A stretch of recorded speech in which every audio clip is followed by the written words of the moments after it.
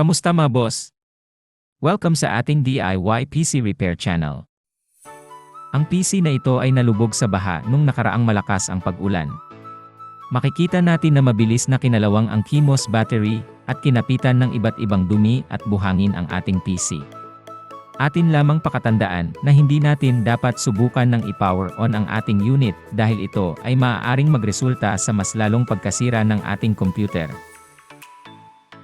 Ganito ang maaari natin gawin. Una sa lahat, kailangan natin na i-disassemble ating PC. Ngayon ay aalisin natin ang lahat ng parts na mayroon sa ating computer. Kasama dito ang CMOS battery.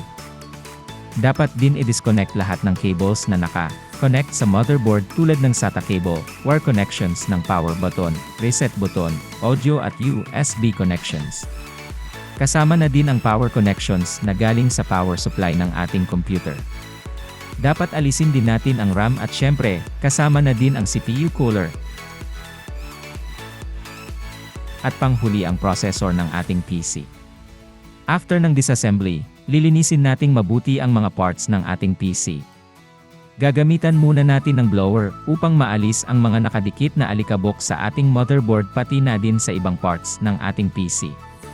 Siguraduhin din natin na i-wash out ang mga natirang tubig na dulot ng pagkakalubog ng ating computer dahil sa baha. Dito ay ginamitan ko ito ng katamtamang dami ng alcohol at maliit na toothbrush upang alisin lahat ng mga natuyong bakas ng putik. Pwede din gumamit ng contact cleaner sa paglilinis. Tandaan natin na sa paglilinis ng mga electronic parts dapat dahan-dahan lang sa pagbrush dahil maaring may matamaan or matanggal tayo na maliliit na components na hindi natin namamalayan at mas lalong humantong sa pagkasira ng ating board. 2 hours later. Pagkatapos natin patuyuin mabuti ang ating board, oras na para ito ay i-test natin. Naging successful nga ba ang ating ginawang procedures sa pag-revive ng ating motherboard at iba pang parts ng ating PC?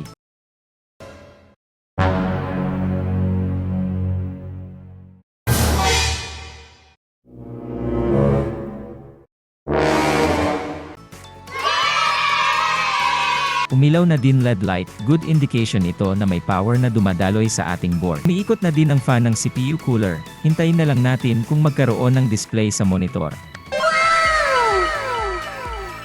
Ayos, successful ang ginawa natin, maaari na natin ulit i-assemble ang lahat ng parts ng ating PC. Sana ay may natutunan kayo. Salamat sa panonood mga boss.